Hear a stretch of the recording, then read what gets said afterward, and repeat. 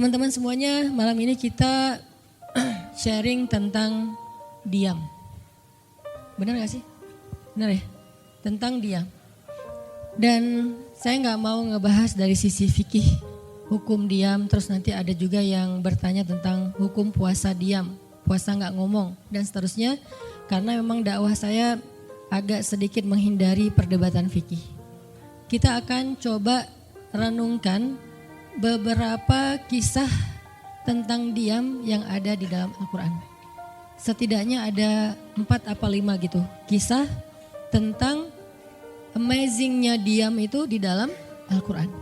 Yang menurut saya nih, setelah saya coba tadabbur beberapa ayat tentang kisah diam ini dalam Al-Quran, ternyata sama, poinnya tuh sama di antara semua kisah.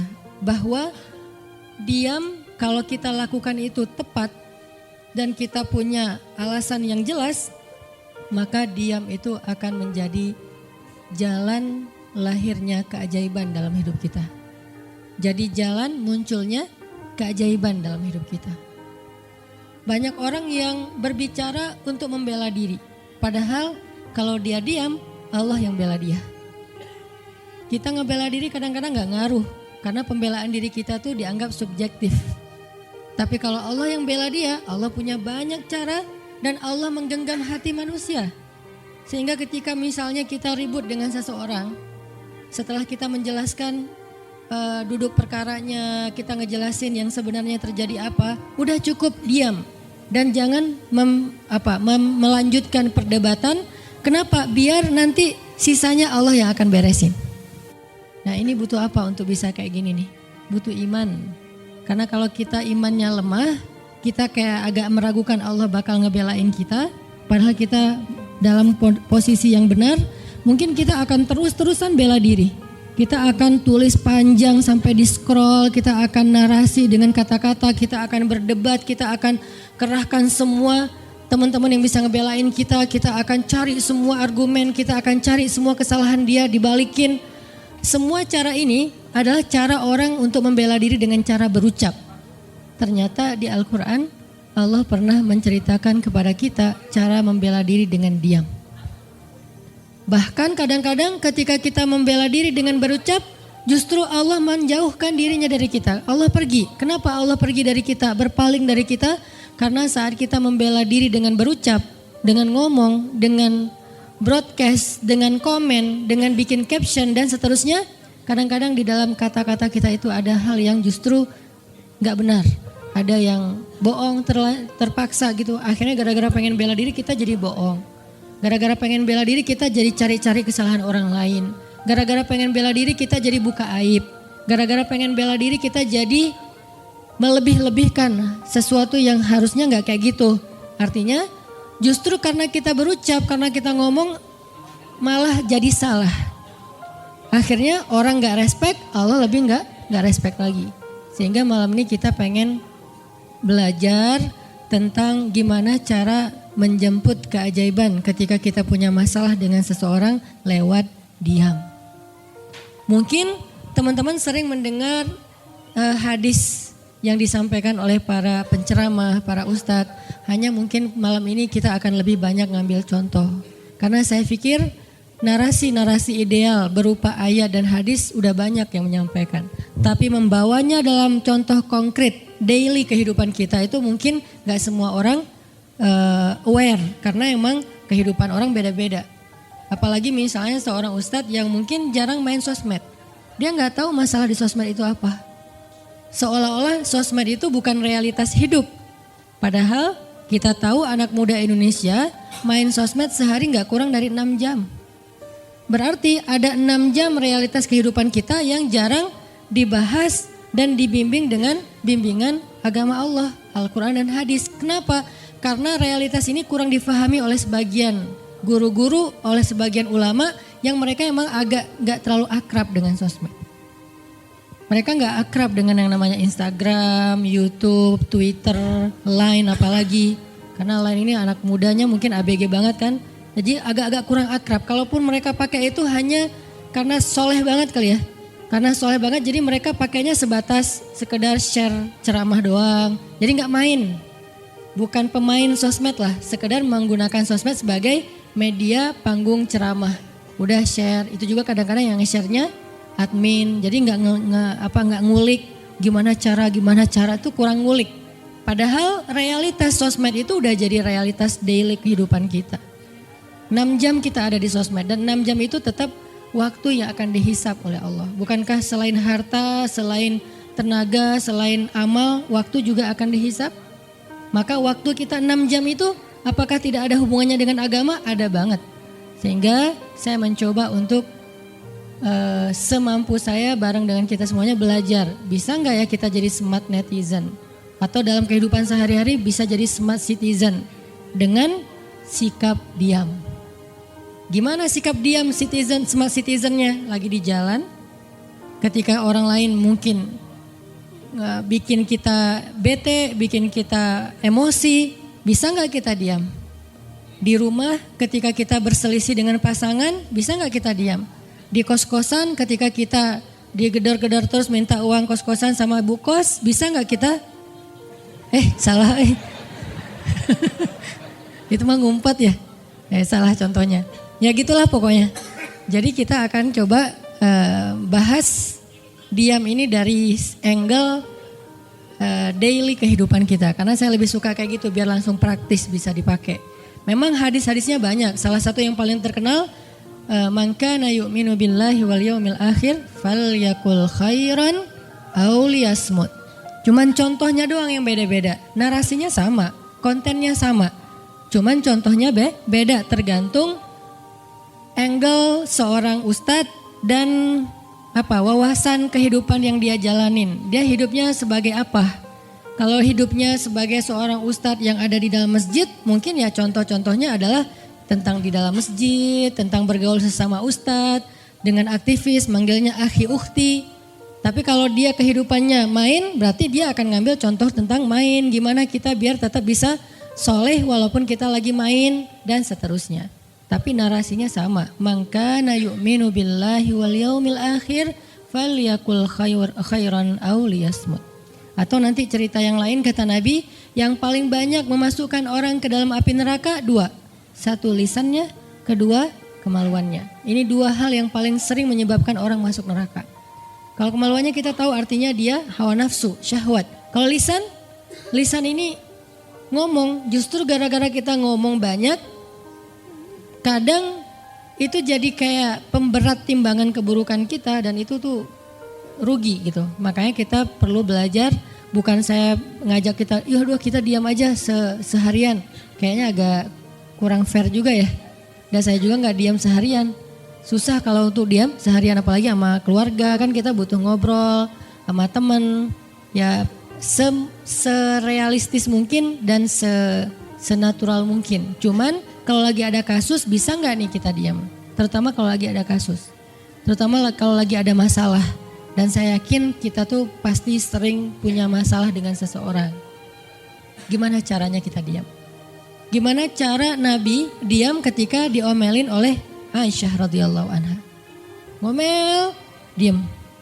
Aisyah ngomel kepada Nabi, nggak menceritakan aib orang lain, nggak mencela, cuman ngomel karena lagi cemburu. Nabi diam.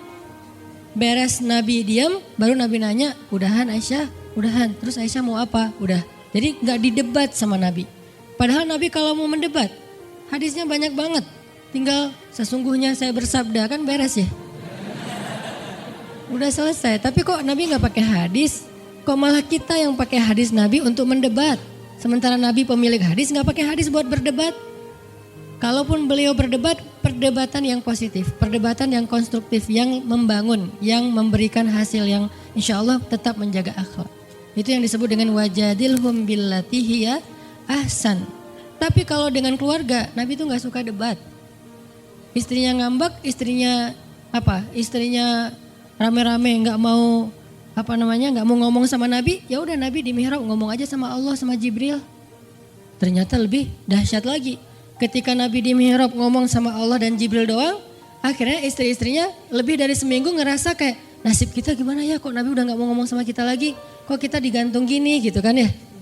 Akhirnya turunlah ayat Al-Quran yang menegur istri-istri Nabi gara-gara perilaku mereka kepada Nabi. Ini menunjukkan bahwa ayat-ayat tentang diam itu menjadi solusi itu luar biasa loh. Dan saya pengen malam ini sebagai motivator, katanya sebagai motivator saya pengen memotivasi kita supaya kita percaya diam itu solusi. Diam itu keajaiban. Nggak usah komen itu ternyata, nggak nge-reply komen head itu ternyata bagus. Nggak usah terlibat dalam perdebatan di sosmed, itu tuh bagus banget. Saya hari ini tadi sore posting tentang update berita di Palestina. Ada seorang perempuan yang ditembak di perbatasan sama orang Israel. Kenapa saya turn off si komennya? Karena saya tahu ini akan mengundang emosi. Jadi takutnya malah kemana-mana kan. Jadi ngomong politik, jadi ngomong apa, mending di turn off aja deh. Tapi kalau yang lagi saya dibully, saya biasanya nggak nge-turn off. Yang di turn off tuh hal-hal yang sifatnya memunculkan polemik yang semakin melebar. Jadi kurang produktif. Akhirnya kita offin dulu komennya.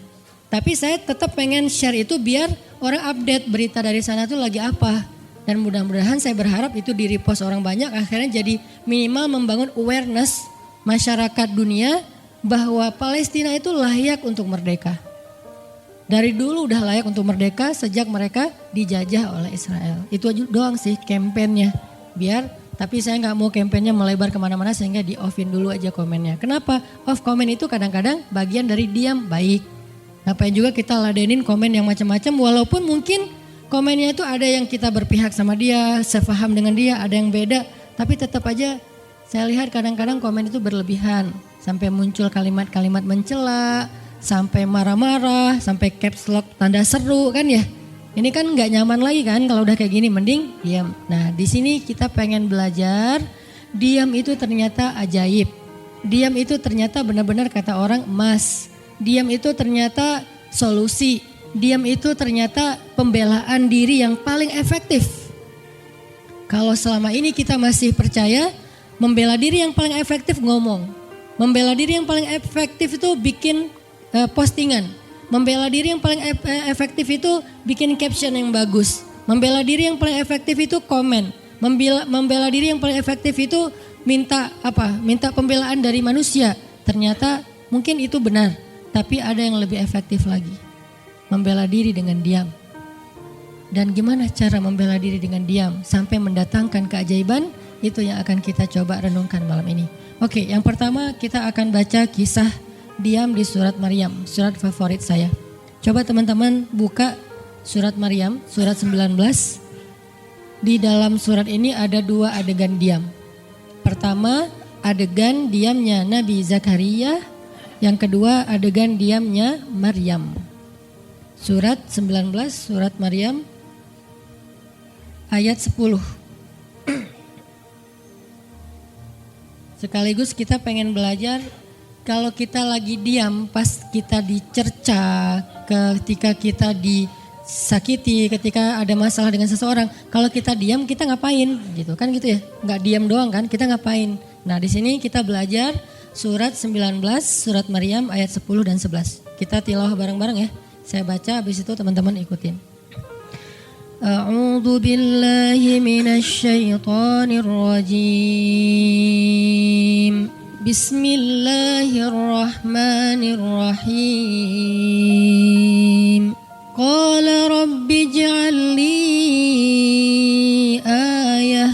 Qala ayatuka alla tukalliman nasa thalatha layalin sawiyya. فخرج على قومه من المحراب فأوحى إليهم أن سبحوا بكرة وعشيا. Berkatalah Zakaria, Rabbi, berikanlah untukku sebuah pertanda bahwa aku akan punya anak laki-laki. Allah berfirman, tanda-tanda bagimu adalah engkau tidak akan bisa berbicara dengan manusia selama 3 malam berturut-turut. Maka keluarlah Zakaria kepada kaumnya dari mihrabnya dan memberi mereka isyarat supaya mereka bertasbih kepada Allah setiap pagi dan petang. Ini adalah adegan ketika Nabi Zakaria dapat berita gembira akan punya anak laki-laki. Karena Nabi Zakaria berdoa minta anak laki-laki dari sejak nikah sampai usia 80 tahun. Kurang lebih sekitar 50 tahun berdoa. Lama banget, ya Allah beri anak, ya Allah beri anak. Sampai iparnya udah punya anak keren namanya Maryam. Iparnya adalah Imran. Udah punya anak keren banget, cewek, solehah, dari kecil udah beribadah di Masjidil Aqsa. Zakaria masih minta anak, ya Allah, ya Allah, ya Allah. Sampai puncaknya Zakaria ngelihat Maryam dapat makanan dari langit. Zakaria datang ke mihrab Maryam, terus di situ udah ada makanan yang bukan dibawa oleh Zakaria. Zakaria nanya, "Anna laki hadza ya Maryam?" Maryam dapat dari mana makanan ini? Kata Maryam, "Huwa min indillah, dari Allah," kata Maryam. Gimana caranya? Kata Maryam, Allah punya cara sendiri. Allah yarzuqu may yasha bighairi hisab. Terserah Allah gitu. Masya Allah, Masya Allah. Zakaria kagum sama Maryam, langsung pergi ke mihrabnya Zakaria, sholat, dan di dalam sholatnya Zakaria berdoa, hunalika da'a Zakaria rabbah. Di saat itulah Zakaria benar-benar nangis berdoa kepada Allah, ya Allah, Rabbi habli min ladunka dzurriyyatan thayyibah innaka sami'ud du'a. Ya Allah, beri saya anak seperti dia, seperti Maryam, engkau maha mengijabah doa dan saya gak pernah berputus asa meminta kepadamu. Udah 50 tahun lebih. Tiba-tiba Allah bilang, ya Zakaria, inna nubasyiruka bi ghulam ismuhu Yahya lam naj'al lahu min qablu samiyya. Zakaria, sekarang kami akan perkenankan doamu, kamu akan punya anak, beri dia nama Yahya. Belum pernah ada anak seperti dia yang soleh di muka bumi.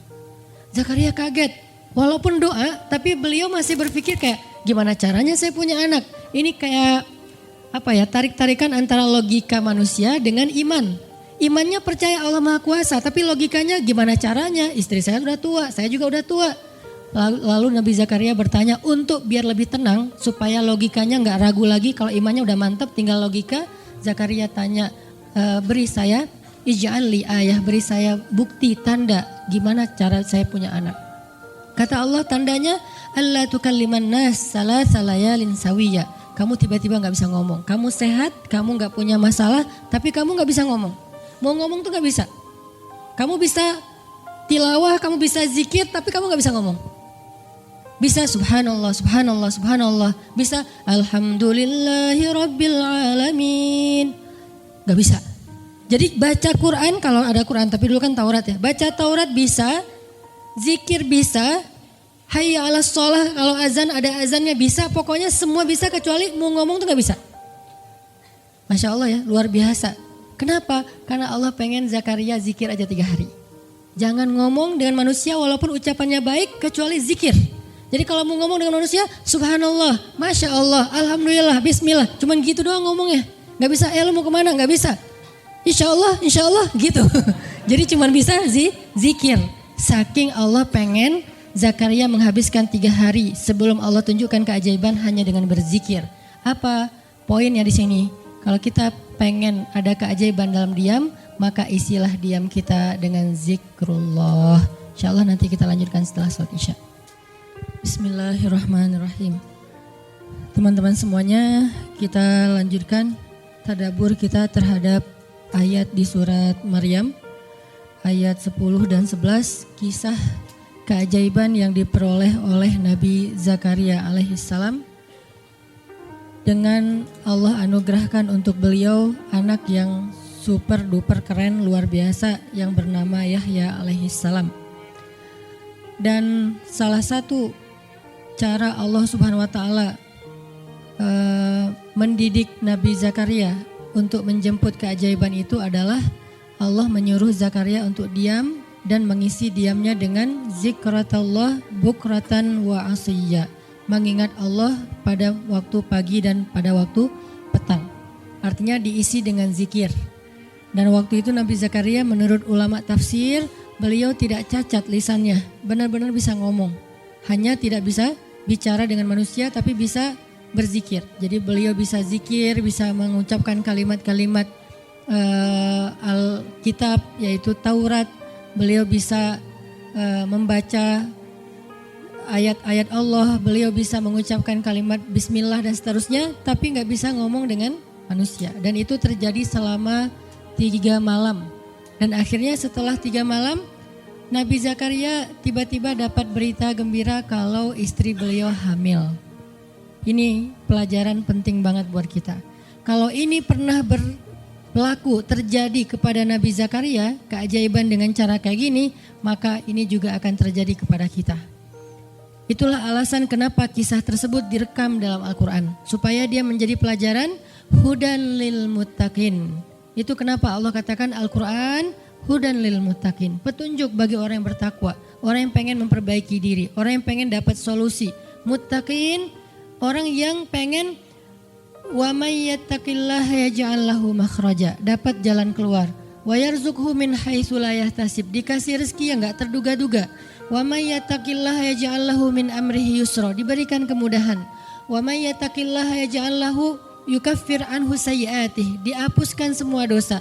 Wa yu'dhim lahu ajra, dikasih reward yang berlipat-lipat. Maka siapa yang pengen dapetin keajaiban-keajaiban orang bertakwa itu, maka jadikanlah Al-Quran sebagai petunjuknya, hudan lil muttaqin. Nah, gimana cara kita jadiin Al-Quran sebagai petunjuk? Jawabannya juga ada di ayat yang sama, la raiba fih. Jangan ragukan ayat-ayat Al-Quran, termasuk kisah-kisah yang ada di dalamnya. Sehingga kalau kita benar-benar percaya kisah Nabi Zakaria mendapatkan keajaiban dengan cara diam dan zikir, maka kita coba terapin itu dalam masalah hidup kita, insya Allah kita juga akan mendapatkan keajaiban dan kejutan seperti yang didapatin oleh Nabi Zakaria. Itu pesan poin yang ada di dalam ayat 10 dan 11 surat Maryam. Sehingga buat sebagian orang yang mungkin ngerasa selama ini sering disakiti, sering dicuekin, sering didebat, sering diapain, jangan terlalu diladenin. Kadang-kadang ada teman saya nanya ke saya, Ustadz, ini ada yang ngomongin Ustadz gini di sosmed, perlu kita balas nggak nih? Saya bilang udah diamin aja. Itu tuh santai, tapi sebetulnya itu ada kayak alasan kenapa saya memilih sikap itu, bukan karena kayak malas ribut. Sebetulnya kadang-kadang kan ribut itu kayak nyenengin ya, kayak olahraga apa ya, emosi gitu kan. Rame-rame di sosmed itu kayak asik kan, kayak kita nge-game gitu kan. Jadi nge-replay komen-komen orang kayak lucu-lucuan gitu. Saya pernah lihat Rachel V-nya bagus juga sih, ini bukan dalam hal negatif tapi positif, makanya saya sebutnya nama. Rachel itu kan main kemarin ke Australia sama New Zealand. Terus ada dia lagi foto-foto gitu di sana bareng dengan suaminya. Tiba-tiba ada yang komen, Sel, lo gak cocok di tempat itu, tempatnya bagus tapi gara-gara lo jadi kurang bagus gitu. Terus dia jawab, ya gue gak cocok tapi dompet gue cocok, kata dia. Kadang-kadang perlu digituin juga sih ya, biar paham. Karena kata Ustaz Abdul Somad, sombong kepada orang yang sombong adalah sedekah. Tapi itu mah pilihan. Rasal memilih sikap santuy. Tapi dengan dia guyonin, kalau saya memilih sikap diam aja deh. Karena saya takut kalau saya ngomong malah jadi panjang debatnya. Dan saya merasa gak mampu untuk selalu membela diri dengan argumen. Karena membela diri dengan argumen kadang-kadang ya kalau bahasa Ustaz Umar Mita, orang yang mencintaimu tidak butuh alasan. Orang yang membencimu tidak akan menerima alasan. Jadi kayak ya udahlah diamin aja. Ternyata dengan kita diam muncul aja keajaiban. Banyak keajaiban. Jadi benar-benar saya percaya banget diam itu tuh keajaiban. Dan itu berlaku dalam dakwah, berlaku dalam masalah keluarga. Ketika istri lagi ngambek, dia misalnya komen panjang di sosmed, di WhatsApp misalnya, dia kayak misalnya namanya juga lagi ngambek ya, ngomong panjang di WhatsApp. Kalau saya sabar untuk diam, itu tuh beres dengan sendirinya dan akhirnya malah lebih baik. Tapi kalau saya kepancing, jadi kita balas-balesan. Sepanjang hari WhatsAppan terus nggak beres-beres, tapi hasilnya makin lama tuh tangan pegel, hati panas. Karena kayak pengen dia balas apa, oh balesin lagi, terus aja gitu habis energi dan kerasa gitu capeknya tuh luar biasa. Tiba-tiba muka jadi lebih tua gitu kan ya, tiba-tiba berkerut semua, terus warna kulit makin doff gitu.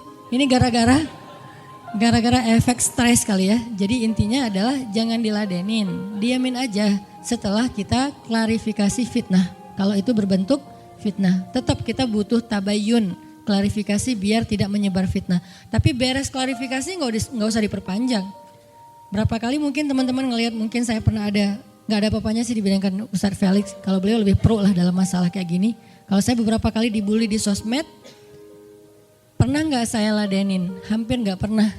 Cuman klarifikasi maksudnya, udah beres, diamin aja, diamin. Sepahit apapun, sepanas apapun kalimatnya, yang kadang-kadang Ustaz nggak baca, penasaran soalnya. Kalau kita diam karena nggak baca mungkin nggak ada challenge-nya kan. Ini baca komennya semua sampai ribuan itu satu-satu dibaca tuh. Oh gini ya, bisa gini ya orang ngomong teh. Terus aja dibacain satu-satu. Capek cari air putih, minum lagi, baca lagi gitu. Terus sampai beres dibaca itu.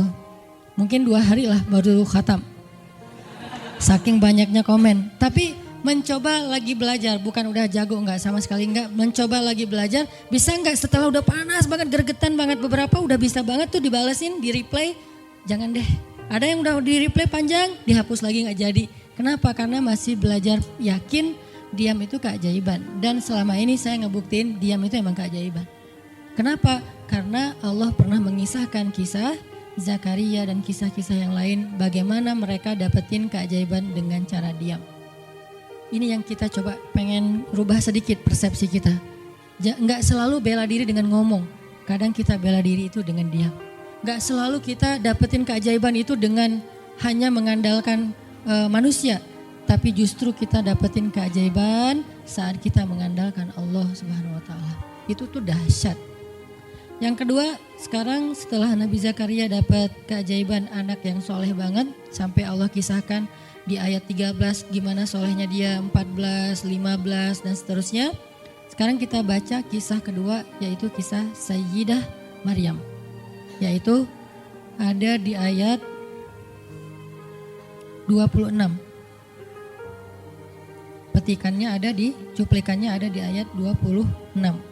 Kalau kisah Maryam mah dimulai dari ayat 16 ya. Tapi yang masalah diam itu ada di ayat 26, 27, 28, dan 29. Bismillahirrahmanirrahim. Fakuli washrabi wa qarri aina fa imma tarayinna minal bashari ahadan فقولي إني نذرت للرحمن صوما فلن أكلم اليوم إنسيا فأتت به قومها تحمله قالوا يا مريم لقد جئت شيئا فريا يا أخت هارون ما كان أبوك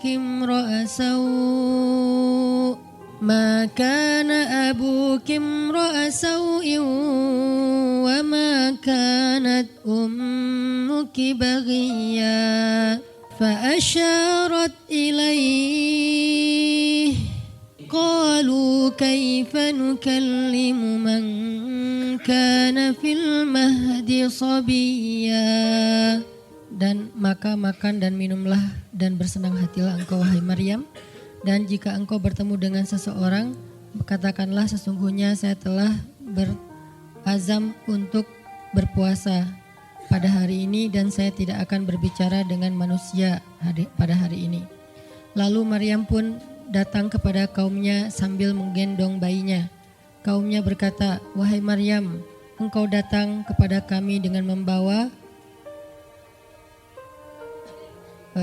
kalau bahasa kita tuh pembawa apa istilahnya, sial, apa ya, dengan membawa keburukan. Jadi kayak dianggap pembawa kesialan.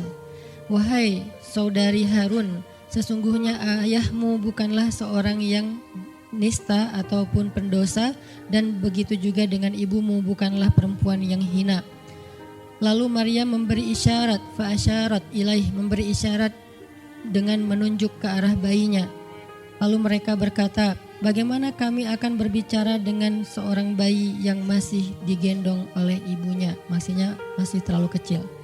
Ini adalah cuplikan adegan Maryam ketika baru pulang kampung. Jadi ceritanya di ayat sebelumnya, ketika kandungan Maryam semakin besar dan nggak bisa disembunyikan dari penglihatan manusia, Maryam pun pergi menjauh ke sebuah tempat yang tidak ada siapa-siapa. Fahamalathu fantabadat bihi makanan qasiyya. Dia menjauh, mengucilkan diri ke tempat yang gak dilihat oleh siapa-siapa sampai melahirkan. Jadi kurang lebih sekitar 3 bulan 4 bulan Maryam gak ada di Al-Quds, gak ada di di Masjidil Aqsa dan sekitarnya. Dia pergi mengasingkan dirinya supaya tidak ada yang menghujat Maryam karena ngelihat perutnya sudah semakin besar dan dia gak punya suami. Setelah melahirkan, akhirnya Allah perintahkan Maryam untuk pulang. Setelah Allah ngasih makan, minum dan kebahagiaan buat Maryam, fakuli washrobi wa qarri aina, dengan adegan korma yang menjatuhkan buah-buah rutop dan seterusnya, pulanglah Maryam. Nah, Maryam tahu ketika dia pulang dengan membawa bayi, dia pasti akan dihujat, dicela, dicaci maki, dibully oleh kaumnya. Lalu Allah memberi kepada Maryam bekal. Gimana cara ngadepin yang kayak gitu-gitu? Kata Allah, kalau kamu ketemu manusia, ketemu orang-orang, ketemu kaummu, bilang ke mereka, saya tidak berdebat hari ini. Saya gak akan berdebat. Jadi dia tetap bisa ngomong. Tapi dia bilang, saya gak akan berdebat. Saya gak akan bicara dengan siapapun hari ini, karena saya sudah bernazar untuk diam. Bilang kayak gitu kepada kaummu. Maka fa'atat bihi qaumaha tahmiluh. Maka datanglah Maryam kepada Al-Quds, kepada kota Al-Quds dengan membawa bayinya yang digendong. Datang. Baru dari ujung kota kelihatan Maryam, muncullah orang-orang Bani Israel semuanya rame di pasar-pasar mereka, semuanya menghadang Maryam. Maryam tiba-tiba dihadang di gerbang kota Al-Quds. Gak boleh masuk kota Al-Quds. Tadinya ada yang satu orang lihat, Maryam. Langsung dia datang ke kota, dia umumkan ke semua orang, wahai Bani Israel, perempuan yang hina yang kita cari-cari sekarang sudah datang membawa bayi haramnya, membawa bayi selingkuhnya, membawa bayi hasil zinanya. Akhirnya orang-orang yang ada di Masjidil Aqsa, yang ada di rumah-rumah, yang ada di pasar, semuanya berkumpul di depan gerbang kota. Menghalang Maryam masuk. Kebayang gak perasaan Maryam?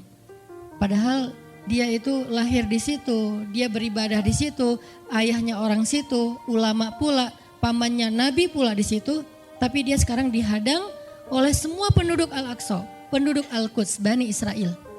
Ketika Maryam mendekat, mereka mengatakan, ya Maryam, laqad ji'ti syai'an fariyya. Ini bahasa Al-Quran. Kalau aslinya lebih tercela daripada ini, karena ini bahasa Al-Quran yang tinggi, Allah menggunakan bahasa simbolik saja. Yang terjadi, mereka mencela Maryam. Mereka bilang, Maryam kamu pembawa sial, Maryam kamu perempuan hina, Maryam kamu tukang zina, Maryam kamu selingkuh, Maryam kamu ternyata pelakor, segala macam. Kebayang gak seorang perempuan yang mulia dituduh dengan kata-kata kayak gini? Sedih, pengen jawab, pengen bilang, saya ini gak pernah berbuat dosa, ini nih Allah yang ngasih kepada saya gak punya suami dan saya diberikan anak yang suci dan segala macam. Enggak. Tanya kepada Zakaria kalau gak percaya, saya punya buktinya segala macam. Gak usah, diam aja. Maryam bisa ngomong kalau mau. Maryam by the way adalah perempuan secerdas Sayyidah Aisyah. Dia itu kayak Aisyah cerdasnya, kayak Khadijah bijaksananya, kayak Fatimah lembutnya, kayak Asiyah sabarnya. Maryam itu istimewa. Sampai sebagian ulama mengatakan Maryam satu-satunya nabi dari perempuan. Satu-satunya nabi dari golongan perempuan. Sebagian kecil ulama ada yang menyebutkan demikian. Sehingga mereka menyebut Maryam alaihassalam. Saking Maryam ini keren banget, istimewa banget. Tapi jumhur ulama sejarah mengatakan Maryam bukan nabi, tapi dia perempuan solehah, orang soleh. Bahkan 1 dari 4 perempuan sempurna di muka bumi. Dan tidak ada yang kelima. Cuman ada 4. Kamula minar rijali katsir, kata Nabi. Laki-laki yang sempurna itu banyak, yaitu para rasul dan para nabi. Walam yakmul minan nisa illa arba'ah. Tidak ada perempuan yang sempurna kecuali 4. Asiyah istri Fir'aun, kemudian Maryam anaknya Imran, kemudian Khadijah istri Rasulullah, dan Fatimah bintu Rasulullah. Artinya Maryam ini istimewa banget. Dia kalau mau argumen, dalilnya lebih banyak daripada para rabi-rabi Yahudi yang ada di situ. Karena ketika Maryam dulu berkhidmat di Masjidil Aqsa, Maryam itu gak belajar seperti yang lain-lain. Karena kan dulu orang Bani Israel itu paling anti sama cewek ya. Buat mereka perempuan itu kasta kedua. Seolah-olah perempuan itu gak punya hak yang sama dengan laki-laki. Laki-laki punya hak belajar di Masjidil Aqsa, perempuan gak boleh. Ini kesenjangan gender di masa Bani Israel dulu. Jadi kalau ada yang mau nuduh Islam sebagai tidak memperhatikan masalah gender, dia harusnya baca sejarah. Justru Islam, Al-Quran, Taurat, Injil mengangkat perempuan untuk setara dengan laki-laki. Awalnya perempuan itu hina di masyarakat Bani Israel, dianggap pembawa sial. Sampai masyarakat jahiliyah sebelum Islam datang, apa yang terjadi dengan bayi perempuan? Dibenamkan dalam pasir hidup-hidup, dibunuh, dilempar dari bukit supaya mati langsung seketika. Kenapa? Termasuk Umar pernah membunuh bayi perempuan. Umar radhiyallahu an. Kenapa dia sedih banget? Karena dia ingat masa lalu ketika dia pernah membunuh bayi perempuan. Kenapa mereka membunuh bayi perempuan? Karena dianggap perempuan ini membawa sial. Tapi datang Islam mengubah tradisi itu. Mengubah persepsi publik. Yang tadinya perempuan dianggap hina, dalam Islam dikatakan surga ada di bawah telapak kaki ibu. Muncul harga diri perempuan naik. Apalagi sebaik-baik kalian yang paling baik untuk istrinya dan aku yang paling baik untuk istriku di antara kalian. Muncul lagi hadis, kalau seandainya laki-laki mau bersabar terhadap istrinya, maka harusnya dia bersabar 70 kali sehari kalau dia disakiti oleh istrinya. Yang ke-71 baru dia boleh marah.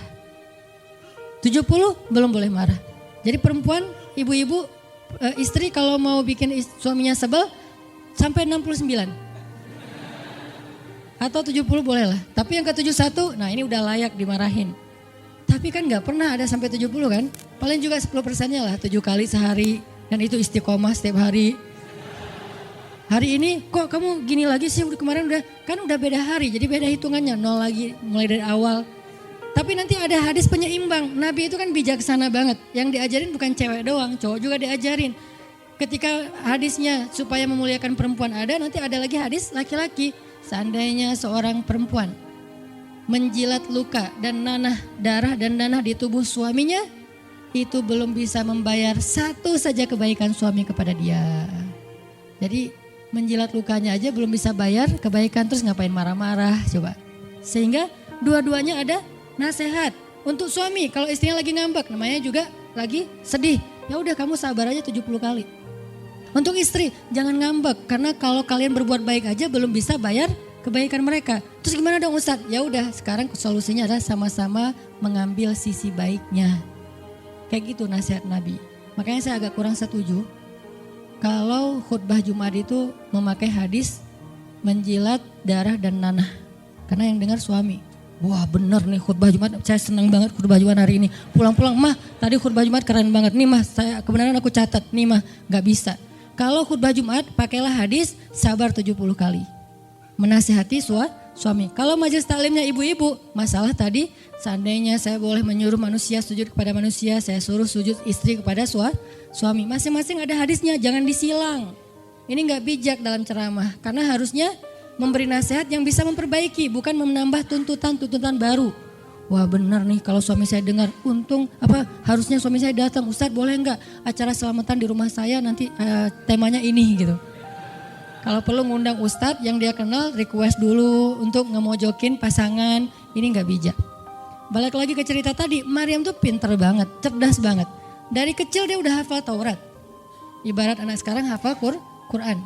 Dan lebih sulit ngafal Taurat daripada Quran. Kenapa? Karena bahasa Al-Quran itu sastra banget. Jadi ngafalnya itu kayak ngafal syair. Itu aja udah susah kan? Kebayang gak ngafal Taurat? Lebih sulit lagi tuh. Dan Maryam dari usia di bawah 5 tahun udah khatam Taurat. Udah tahu tafsir Taurat. Usia 7 tahun. Bahkan saking keren dan pinternya Maryam, kadang-kadang ketika Maryam ngobrolin tentang Taurat sama Zakaria, itu Zakaria sampai geleng-geleng kepala. Maryam, gitu maksudnya, sampai nanya ke Maryam. Gitu maksudnya. Maryam ngomongnya ke Zakaria udah kayak ngajar gitu. Saking pinternya Maryam. Jadi hadis-hadis Zakaria Maryam hafal. Kan para anbiya tuh punya hadis kan. Hadis Zakaria dihafal oleh Maryam. Tauratnya Musa dihafal oleh Maryam. Kebijaksanaan para nabi dihafal oleh Maryam. Dia dari usia 10 tahun itu udah jadi ulama besar Maryam. Artinya kalau misalnya orang mau berargumen dengan Maryam, dia punya banyak bahan. Dia punya banyak narasi. Dia lagian Maryam itu pintar ngomong. Tapi Maryam diam. Jadi kalau kita ngerasa pintar ngomong, pintar komen, pintar apa, tetap aja kita punya alasan harusnya kita diam. Karena Maryam yang lebih daripada kita ternyata juga diam. Akhirnya Maryam diam. Dikatakan ya ukhta Harun. Diingatkan lagi dengan kemuliaan keluarga Imran. Ya ukhta Harun, ma akana abuki imra'asau wa ma kanat ummuki baghiya. Ayah kamu itu Imran loh Maryam, kamu enggak malu punya bayi di luar pernikahan sementara keluarga kalian itu keluarga baik-baik. Apa kamu tega menyakiti ayahmu, mencoreng nama besar dan nama baik keluarga besarmu dan seterusnya. Maryam makin luar biasa panas banget, sedih banget. Dan Maryam itu yang lebih berat lagi teman-teman. Mungkin kalau kita digituin agak kebal ya. Terutama cowok lah.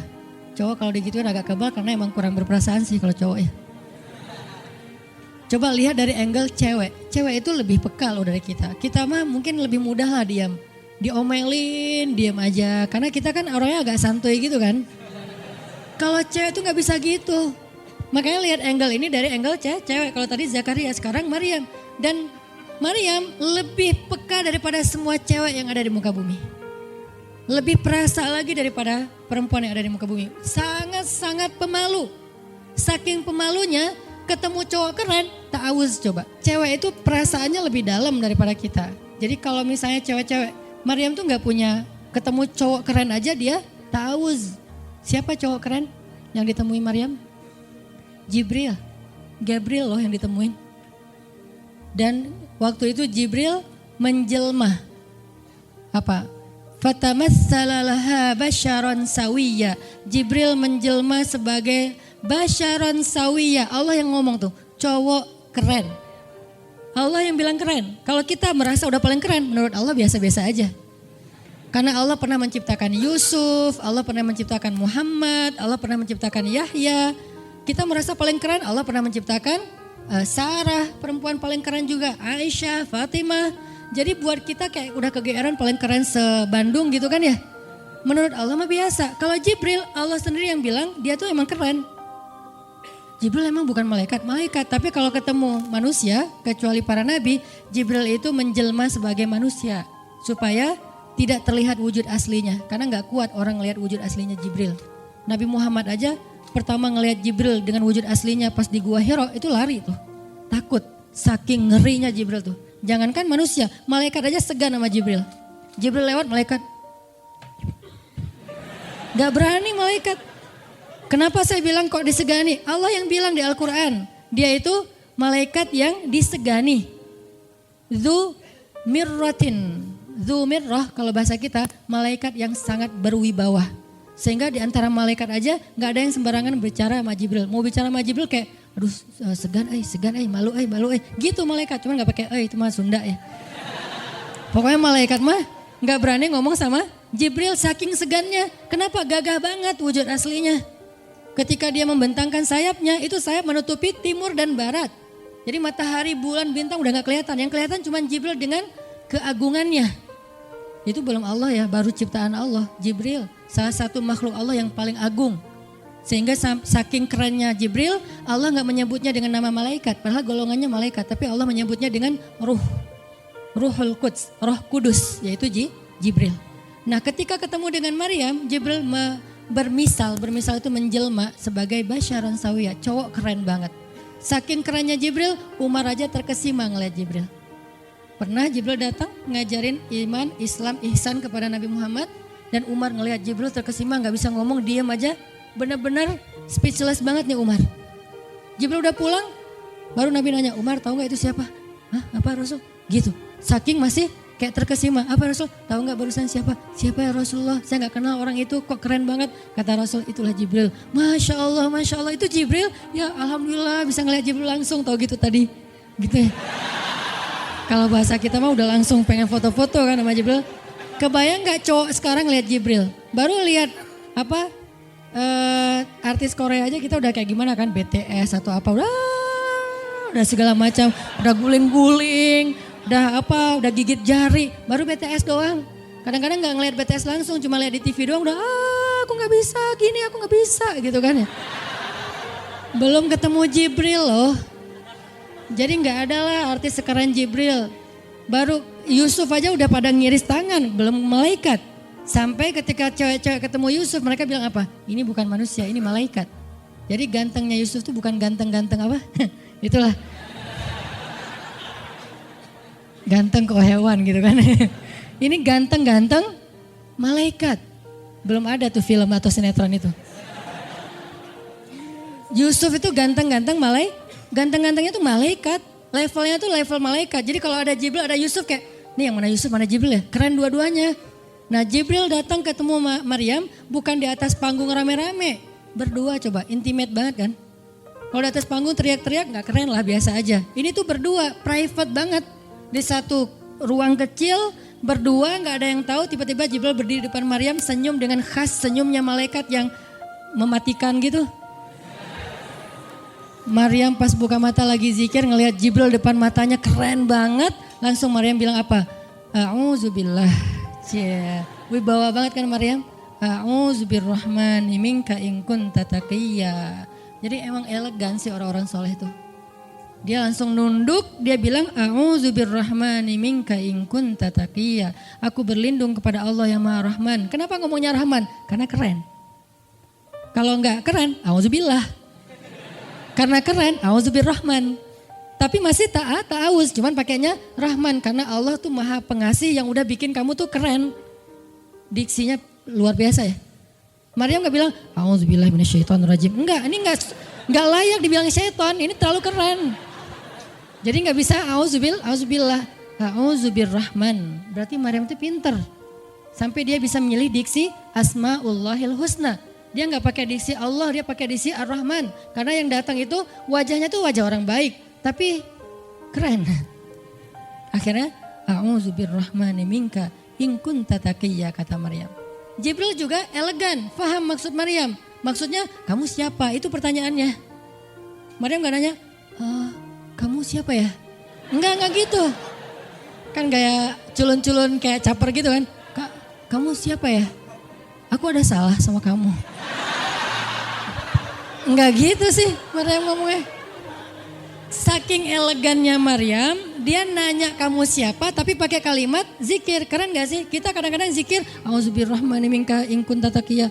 Artinya apa Mbak? Sama-sama gak elegan ya. Kalau Maryam sama Jibril dua-duanya elegan. Bahasa orang elegan itu emang banyak kode sih. Jadi kita mah yang polos-polos kayak gini, yang remeh-remeh rempeyek gak jelas gini, ya nggak akan paham kalau nggak baca tafsir. Makanya kalau mau theater of mind, baca Quran itu pakai tafsir, pakai kisah. Baru kita ngerti kondisinya, oh gitu banget ya. Dahsyat banget ya kejadian waktu itu. Jibril datang dengan wujud yang kerennya. Maryam pengen nanya, kamu siapa? Kok tiba-tiba masuk ruangan saya? Tapi bahasanya, A'udzubirrahmani minka in kunta taqiyya. Aku berlindung kepada Allah yang Maha Baik darimu kalau kamu takut kepada Allah. Maksudnya kamu siapa? Takut gak kamu sama Allah? Baru Jibril mengatakan, saya adalah utusan Allah, berarti malaikat, untuk memberi kabar kepadamu kalau kamu akan punya anak. Baru Maryam melihat, gimana saya punya anak? Ya udah ada obrolan nih. Dan mereka udah biasa aja, oh Jibril saya kira siapa? Udahlah gak mungkin. Artinya udah kayak gitu nih kesolehan Maryam. Artinya Maryam itu orang yang sangat peka banget, perasaannya dalam banget. Terus nanti ketika Maryam melahirkan anak, tahu gak kata-kata Maryam apa? Ya laitani mittu qabla hadha wa kuntu nasyam mansiya. Saat Maryam merasakan sakitnya kontraksi, mau melahirkan Isa, Maryam itu sambil kontraksi sambil bilang, ya laitani mittu qabla hadha wa kuntu nasyan mansiya. Aduhai seandainya saya mati aja sebelum kejadian ini dan saya dilupakan oleh manusia seolah-olah saya tidak pernah ada. Kenapa Maryam ngomong kayak gini? Maryam ngebayangin betapa malunya dia nanti kalau harus membawa bayinya ketemu Bani Israel yang pada bawel. Bani Israel itu terkenal kaum yang paling bawel. Bawelnya banget. Kalau kita baca Al-Baqarah itu isinya kebawelan Bani Israel. Kata Nabi Musa, sembelihlah Al-Baqarah. Al-Baqarah itu kan banyak, yang warna apa? Cari yang warnanya bersih. Yang bersih kan juga ada belang-belangnya gak dikit. Terus yang beratnya berapa kilo, yang dari mana, dari Bali atau NTB atau dari mana, bawel banget. Udahlah cari aja seekor sapi, sembelih beres. Tapi nanya lagi, bertele-tele. Itulah Bani Israel. Dan Maryam tahu banget karakter kaumnya. Jangankan dengan fitnah kayak gini nih, ketemu Nabi yang udah menyampaikan hal yang benar aja, itu di debatnya tuh habis-habisan. Apalagi dengan kondisi Maryam. Makanya Maryam takut banget, dia nggak kuat menanggung malu. Kalau kita mungkin masih kuat lah nanggung malu. Kadang-kadang malah malu-maluin gitu kan. Kalau Maryam gak kuat nanggung malu, berarti orang yang seperti ini harusnya kan berat banget untuk diam kan. Gak akan kuat diam, harusnya dia ngomong gitu, dia belain diri. Tapi Maryam itu sisi lainnya adalah perempuan yang mukminah, siddiqah, sangat yakin sama Allah. Allah suruh diam, ya udah diam. Gimana pun dihujat, diam. Kata Allah diam, diam. Ya Allah mereka bilang saya itu berzina, diam. Ya Allah bilang ini anak haram, ini anak saya nih, anak yang mulia. Anak yang satu-satunya ketika lahir gak disentuh setan di antara manusia loh. Satu-satunya manusia ketika lahir gak disentuh setan. Nabi Muhammad setannya malah diislamkan. Beda, kerannya itu beda. Kalau Isa gak disentuh setan. Kalau Nabi Muhammad setannya malah masuk Islam. Masing-masing punya keistimewaan lah. Tapi satu-satunya manusia yang lahir gak disentuh setan cuman Isa. Kita semuanya pernah disentuh. Lahir langsung. Apa sih lo datang-datang ke dunia nambah-nambahin kerjaan gua gitu kan. Kita nih orang biasa, jadi pas lahir tuh udah ada langsung setan bisik-bisik, yuwas bisufi sudurinas, makanya disuruh azan kan. Karena kenapa? Biar nggak dibisikin sama setan. Dan kalau bisa suara azan kita harus lebih lembut daripada suara setan, karena setan juga kayak nge-tricky gitu. Saya ibu kamu. Anak bayi dinina bobokan sama setan, hiduplah iblis gitu-gitu kan. Jadi kayak di dokter nama setan, iblis itu keren, iblis itu soleh, iblis itu baik. Tapi pakai bahasa nasyid, lagunya tuh kayak akustik gitu, lembut banget gitu kan. Makanya suara muazin kalau azanin anaknya yang lembut, jangan azan Allahu Akbar, asyhadu alla ilaha illallah. Dia males ke masjid nanti kalau udah dewasa. Kenapa? Gue males banget dengan suara ini nih. Salahnya siapa coba? Salah ayahnya. Belajar azan di Al-Latif sama Muzammil sama Teras Tahfiz. Biar azannya tuh kayak Allahu Akbar. Bayinya senyum-senyum. Ntar gue bisa lebih dari itu. Canda. Intinya adalah Maryam itu pemalu banget. Jadi dia bisa banget untuk ngebales. Tapi dia diam. Sampai akhirnya fa'asyarat ilaih. Dia memberi isyarat. Arti memberi isyarat dia nunjuk ke arah Isa alaihissalam yang masih digendong, kalau kalian mau ngomong aja sama bayinya. Allah yang nyuruh kayak gitu. Makin kayak marah dan makin menjadi-jadi orang Bani Israel ketika Maryam memberi isyarat nunjuk ke arah Isa. Mereka bilang, "Ya Maryam, kamu udah gila apa? Sekarang kamu nyuruh kami bicara dengan bayi yang masih dalam gendongan ibunya?" Benar, Maryam tuh ternyata udah stres gila. Dia gara-gara ditinggal sama selingkuhannya sekarang dia jadi orang gila. Wah, luar biasa tuduhan kepada Maryam. Maryam diam aja sedih, nahan air mata. Tapi bukan emotikon yang menggenang air mata di sini ya. Nahan aja air mata sampai kemudian Allah datangkan keajaiban. Jadikan bayinya bicara. Qala, Isa bicara. Panjang lagi omongannya Isa. Ibuku ini baik, ibuku begini-begini, saya itu hamba Allah, saya itu anak yang suci, saya itu begini-begini, sampai beres baru mereka pada pulang karena mereka merasa terbantahkan semua tuduhan palsu mereka kepada Maryam. Masuklah Maryam, disambut mulia oleh beberapa orang. Maryam itu perempuan mulia, Allah mendatangkan dia sebagai keberkahan. Tadi dituduh pembawa sial, sekarang disebut pembawa berkah. Mulailah Maryam terkenal. Isa dididik, kemana Isa pergi, anak-anak kecil segengnya Isa pengen jadi temannya Isa. Gue temannya Isa lo, gue temannya Isa lo. Gak lama kemudian Isa jadi temannya Yahya. Ketika dia udah bisa main sama Yahya, main berdua sama Yahya. Kemana-mana berdua, Yahya, Isa. Tapi usianya agak jauh berbeda. Ketika Yahya udah masuk SD, Isa barulah lahir. Jadi kayak agak sekitar 7-10 tahun lah kurang lebih. Mereka jarak usianya. Tapi pas Isa udah remaja, mereka udah nyambung ngobrol. Nah, kelebihan masing-masing, kalau Yahya ini penghafal kitab Taurat, datang Isa, Yahya menghafal kitab Injil. Yahya Nabi, Isa Rasul, satu level di atas Nabi.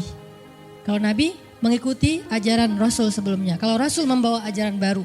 Jadi sebelum Isa lahir, Yahya mengikuti ajaran Musa dengan kitab Tauratnya. Setelah Isa lahir, Yahya mengikuti ajaran Isa dengan kitab Injilnya. Jadi bisa dibilang Nabi yang mengikuti dua ajaran Rasul, Yahya alaihissalam. Dia menghafal dua kitab suci sekaligus, Taurat dan Injil. Perempuan Maryam radhiyallahu anha, dia menghafal kitab Taurat dan Injil dari anaknya sendiri. Inilah kisah Maryam yang mendapatkan keajaiban dengan cara diam. Terakhir kisah Nabi Muhammad SAW ketika beliau bahasa lebih tepatnya, dalam tanda petik ya, biar nggak bisa disalahin. Kayak didiemin lah sama istri-istri beliau. Gara-gara istri-istrinya ngambek. Di dalam surat At-Tahrim, surat 66, coba kita buka. Surat 66.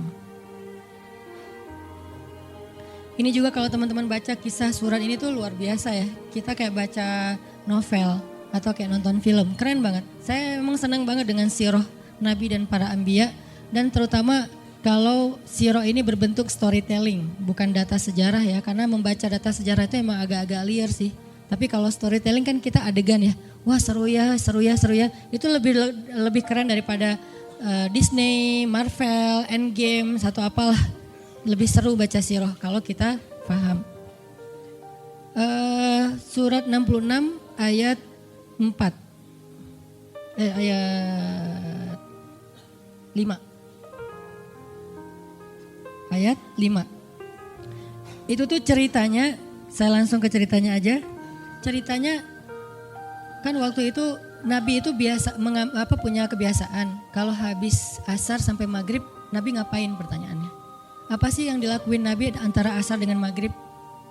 Ternyata kebiasaan Nabi di hari Jumat antara asar, bukan hari Jumat, di hari-hari biasa antara asar dengan maghrib itu adalah keliling ke rumah-rumah istrinya.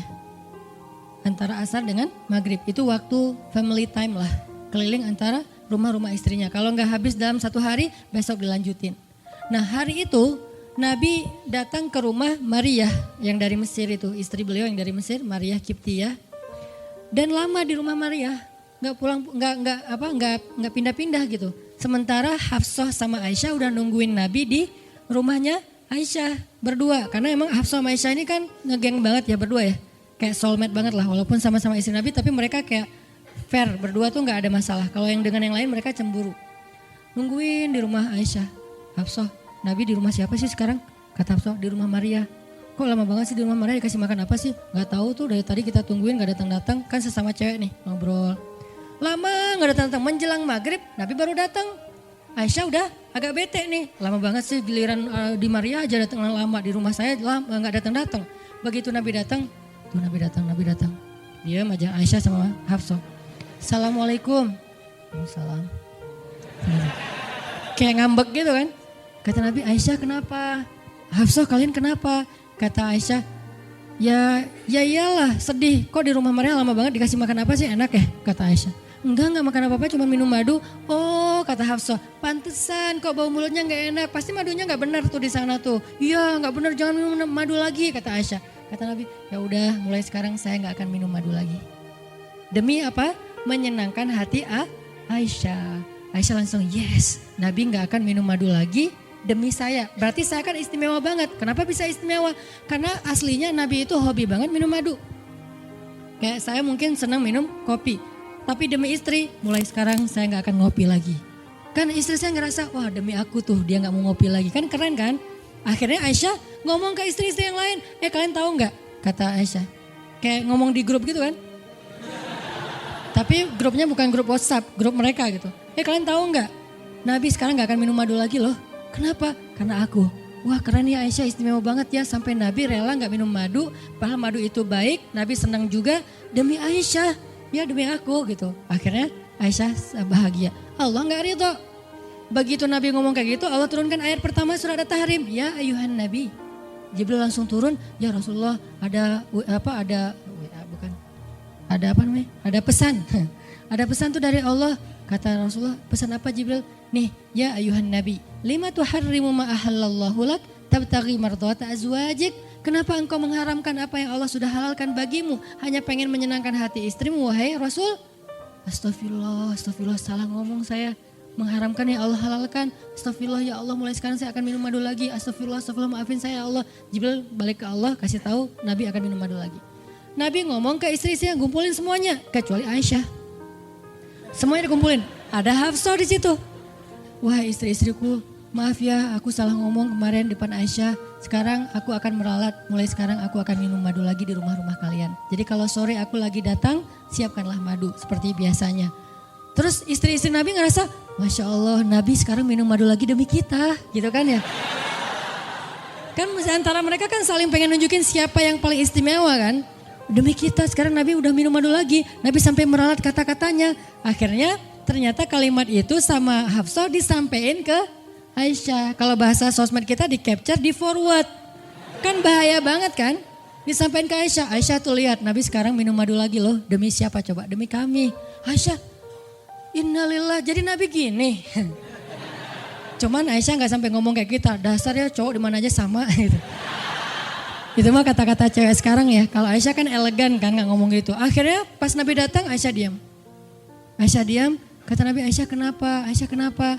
Oh jadi gitu, di belakang ternyata sekarang minum madu lagi. Hah? Nabi langsung datangin sama Jibril. Rasulullah tahu gak kenapa mereka rame-rame sekarang? Siapa yang ngasih tahu nih ke Aisyah? Jibril ternyata jadi penengah. Makanya jangan macam-macam deh sama Nabi. Ada Jibril, ada Allah kan susah gitu membuat rahasia. Tahu nggak Rasulullah kenapa Aisyah ngambek? Kenapa wahai Jibril? Gara-gara Hafsah ngebocorin rahasia Nabi kepada Aisyah. Oh ini kerjaan Hafsah kata Nabi. Oke, Hafsah. Panggil nih Hafsah.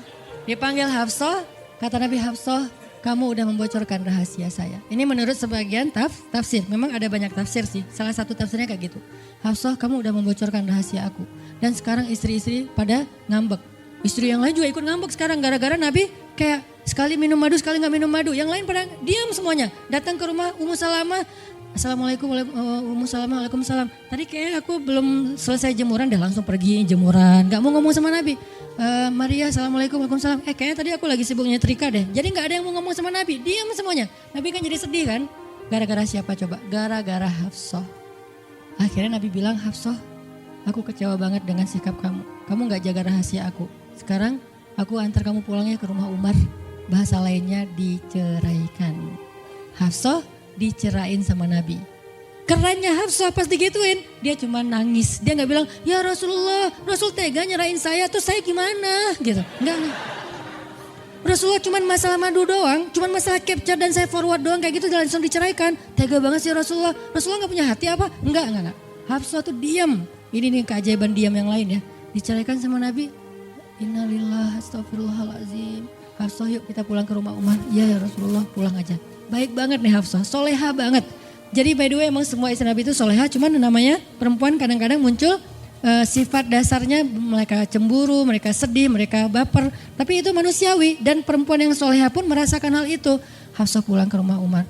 Assalamualaikum, waalaikumsalam. Dibuka sama Umar. Ya Rasulullah, Hafsah langsung masuk ke kamarnya. Ya Rasulullah anak saya bikin salah apa? Pasti dia nyakitin Rasulullah ya. Maaf ya Rasulullah. Langsung Umar marah-marah. Hafsah kamu ngapain dekat sama Rasulullah? Hafsah diam aja. Dimarahin habis-habisan sama Umar. Umar tahu sendiri sayang banget kan sama Nabi. Ketika ada masalah antara Nabi dengan anaknya pasti yang dimarahin anaknya. Bukan Nabi. Nabi pulang. Hafsah diomelin sama Umar. Diam aja gak ngomong apa-apa. Diam. Akhirnya Jibril turun. Jibril turun. Ya Rasulullah ada pesan dari Allah. Apa wahai Jibril? Di surat At-Tolak, surat putus. Kan At-Tolak itu artinya diputusin. Bahasa ini pesantrennya dicerai. Turun surat At-Tolak. Kata Jibril, Allah nyuruh kamu raji'ha ya Rasulullah. Raji'ha innaha qawwamah sawwamah fa innaha min azwajika fil jannah. Wahai Rasulullah, rujuk Hafsah, rujuk Hafsah. Disuruh rujuk. Allah enggak reda Rasul menceraikan Hafsah. Tahu nggak kenapa Allah begitu membela Hafsah ketika Hafsah ada masalah dengan Rasul? Salah satunya karena Hafsah diam. Harusnya Allah ngebela Rasul, Umar aja ngebela Rasul, sahabat-sahabat ngebela Rasul karena Rasulullah selalu benar. Tapi Allah ngebela Hafsah, kenapa? Karena Hafsah diam, sebegitu ajaibnya diam. Sampai ketika ada seorang perempuan bermasalah dengan kekasih Allah, Allah malah membela perempuan ini, bukan kekasihnya. Raji'ha ya Muhammad, rujuk Hafsah, dia itu istrimu di dunia dan di surga. Akhirnya Rasulullah, jadi saya rujuk wahai Umar, ya Hafsah masih nangis di kamarnya. Balik lagi Rasulullah naik onta ke rumah Hafsah, assalamualaikum, waalaikumsalam. Ya Rasulullah, udah saya marahin tuh. Hafsah kata Umar, udah gak apa-apa Rasulullah, udah gak usah bersedih, udah saya marahin habis-habisan dia tuh. Kata Rasulullah, Umar, aku pengen ngomong sama Hafsah. Ya Rasulullah jangan, biar saya aja ngomong, dia emang gak bisa ketemu sama Rasul. Ya Umar, aku pengen ketemu sama istriku. Hah, istrimu? Hafsah itu Rasulullah, keluar lagi Hafsah. Soleha banget, lembut banget, keluar.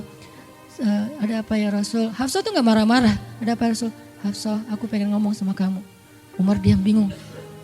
Kata Rasulullah, Hafsah aku ingin ajak kamu balikan. Romantis gak sih? Rasul pengen ngajak Hafsah balikan. Kok balikan sih Ustaz? Ya rujuk kan balikan. Rujuk artinya kembali ya balikan. Hafsah balikan yuk. Umar bingung, hah balikan? Hafsah, Allah yang nyuruh aku untuk merujuk kamu. Umar makin bingung, Hafsah kamu keren banget. Sampai Allah belain kamu gitu. Kata Nabi Hafsah, Allah turunkan ayat khusus tentang kamu di surat ini. Umar makin bingung, sampai turun ayat, Masya Allah, anakku ini subhanallah, Masya Allah gitu kan ya. Akhirnya, ya Rasulullah Allah sampai turunkan ayat tentang masalah ini. Alhamdulillah Hafsah sujud syukur, Hafsah nangis, Hafsah langsung meluk Rasul. Umar, aduh gimana nih. Udah beres gitu, Hafsah dibawa pulang sama Rasul. Boncengan berdua, Hafsah boncengan sama Rasul. Naiklah mereka, mobil mereka yang bermerek onta itu.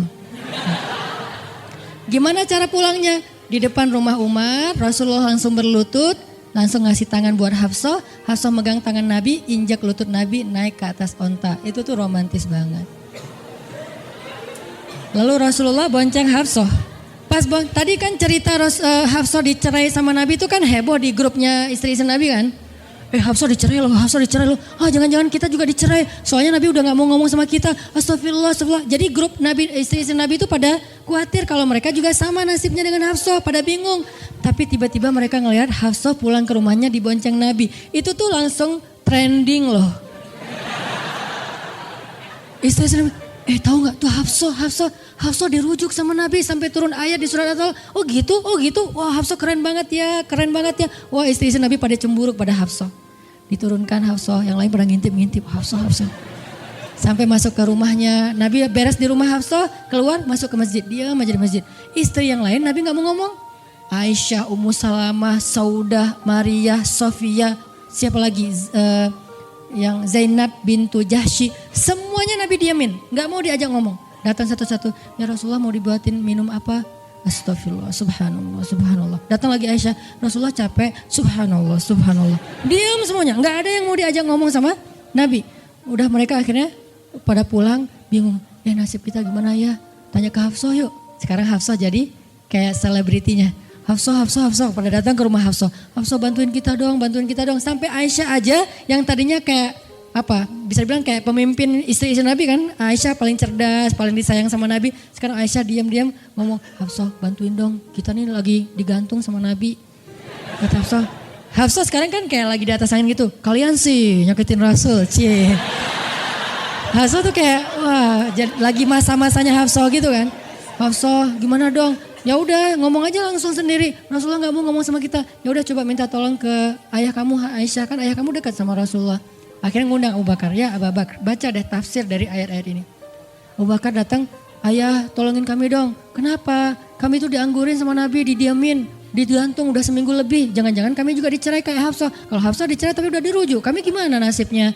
Akhirnya ya udah biar aku yang ngomong sama Rasul. Datanglah Abu Bakar ke masjid. Rasul lagi zikir. Ya Rasulullah, itu istri-istrimu mutus saya. Subhanallah. Ya Rasulullah, Masya Allah. Ya Rasulullah, la ilaha illallah. Abu Bakar aja Rasul gak mau ngomong sama dia. Padahal Abu Bakar itu udah paling akrab sama Nabi. Abu Bakar diam, gak bisa diajak ngomong nih. Abu Bakar balik lagi ke rumah istri-istri Nabi. Kata istri-istri Nabi, gimana Abu Bakar? Astagfirullah, innalillah, gimana kalau Abu Bakar aja gak bisa, gimana yang lain? Terus akhirnya datang lagi ke Hafsah. Hafsah bantuin dong, kita udah gak jelas nasibnya nih. Kata Hafsah, ya udah aku minta tolong ayahku ya. Hafsah masih kayak gak mau langsung ke dia gitu. Ya udah aku minta tolong ayahku ya, panggillah Umar. Ayah bantuin mereka dong, nasib mereka sekarang lagi terkatung-katung gitu. Umar marah, kalian sih. Nah, tadi kan yang diomelin Hafsah kan, sekarang diomelin semua istri Nabi diomelin sama Umar. Dan salah satu kalimat omelannya Umar, itu tuh kerennya Umar sampai di-repost sama Allah. Coba, ada gak manusia yang kata-katanya di-repost Allah? Gak ada, cuman Umar. 2 kali kata-kata Umar di-repost oleh Allah. Arti di-repost apa? Ditayang ulang di Al-Quran. Kan repost itu berarti tayang ulang kan? Di-capture, langsung di-copy, paste, langsung ditayangin. Itu tuh kata-kata cuman Umar yang pernah digituin sama Allah. Kata-kata Umar apa? Ayat ke-5. Kata Umar, kalau kalian gak minta maaf sama Nabi, Allah bisa aja mentalak kalian, menceraikan kalian dari Nabi, lalu menggantikan untuk Nabi istri yang lebih solehah, lebih hafizah, lebih bertaubat, lebih baik, lebih cantik, lebih perawan daripada kalian. Itu tuh kata Umar yang ada di ayat ke-5. Jadi bisa dibilang ayat ke-5, adalah ayat repostnya kata-kata Umar. Saking kerennya Umar.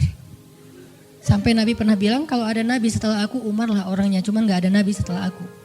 Jadi kalau ada orang yang benci sama Umar, saya heran. Dia baca sirah apa? Karena Umar tuh keren banget. Abu Bakar tuh keren banget. Kalau kita baca sirah mereka dahsyat tuh. Dan kalau ada yang bilang Umar sama Ali itu gak akur, aneh juga. Karena Ali memberi nama anaknya, yang pertama Abu Bakar. Yang kedua Umar. Yang ketiga Utsman. Ketika ditanya sama Umar, ya Abul Hasan kamu memberi nama mereka dengan nama-nama kami, kenapa? Kata Ali, aku berharap mereka jadi orang soleh seperti kalian. Terus gimana caranya? Ali ngasih nama Umar sementara dia benci sama Umar, gak mungkin dia benci. Masa ngasih nama orang yang dibenci kan? Dek namanya siapa? Namrud. Kok Namrud sih? Kan ayah saya benci banget sama Namrud. Datang lagi dia namanya siapa? Iblis. Kok iblis sih gitu kan ya? Gak mungkin lah. Ngasih nama anak pasti karena sayang. Kayak saya ngasih nama Aisyah, Maryam, Mutia, Yahya, Ertugrul. Itu karena emang saya ngefans dan ngidolain banget dengan nama-nama ini. Yahya, Ayyash, tiga tokoh di situ. Nabi Yahya, Ayyash sahabat Nabi, dan Yahya Ayyash mujahid Palestina. Jadi 3 tokoh sekaligus. Nabi Yahya saya ngidolain banget supaya Yahya jadi anak kecil yang seperti Nabi Yahya menghafal Quran. Kedua, Ayyash itu sahabat Nabi Muhammad. Kemudian yang ketiga, Yahya Ayyash sekaligus itu nama mujahid Palestina yang paling pintar ngerakit banyak senjata-senjata untuk ngelawan Israel. Dan dia dibunuh sama Israel, saking Israel benci sama Yahya Ayyash. Untuk membunuh Yahya Ayyash mereka ngebom 1 blok untuk membunuh Yahya Ayyash, dan mudah-mudahan dia syahid dalam dalam kejadian itu. Artinya saya ngefans gitu. Ali juga kayak gitu. Balik lagi ke cerita tadi, akhirnya ngundang Umar. Umar datang ke Rasulullah. Ya Rasul, saya diutus istri-istrimu. Subhanallah, subhanallah. Ya Rasul, bicara dong, kasihan mereka kayak digantung. Ya Rasul, apakah engkau menceraikan mereka semua? Baru Rasulullah ngeliat ke arah Umar. Rasulullah tersenyum. Rasulullah bilang, enggak wahai Umar. Allahu Akbar, kata Umar. Dia langsung takbir. Allahu Akbar. Istri-istri Nabi dengar suara takbirnya Umar itu pertanda, kode. Berarti berita gembira. Istri-istri Nabi juga Allahu Akbar, Allahu Akbar. Rame gitu kan. Umar masuk ke rumah istri Nabi. Wah Umar, Busyra ya Umar, Busyra berita gembira. Wahai Umar, ya berita gembira. Kalian tidak diceraikan oleh Nabi. Tapi jangan macam-macam lagi ya. Ya Umar, ya. Akhirnya sujud syukur semuanya. Beres sujud syukur mereka bilang, kita masak-masak yuk untuk Rasul yuk, syukuran. Di rumah siapa? Ya di rumah Hafsah lah. Akhirnya mereka masak-masak di rumah Hafsah. Pas sudah beres masak-masak, mereka ngundang Nabi untuk pulang. Tapi yang berani ngomong sama Nabi cuman Hafsah. Hafsah, kita udah beres masak nih. Minta dong Nabi pulang ke rumah. Ya udah tenang, biar aku yang minta. Hafsah datang, ya Rasulullah, kami masak-masak loh untuk Rasul, yuk pulang yuk. Ya Hafsah, udah beres Nabi zikir, sujud, beliau balik sama Hafsah. Sampai ke rumah Nabi, tenang, udah selesai lah urusannya. Apa yang terjadi setelah itu Ustadz? Udah gak ada riwayatnya, jadi gak bisa diriwayatin. Pokoknya beres itu mereka pun hidup bahagia selamanya. Apa pelajarannya di sini? 2 orang di sini dapat keajaiban lewat diam. 1 Hafsah.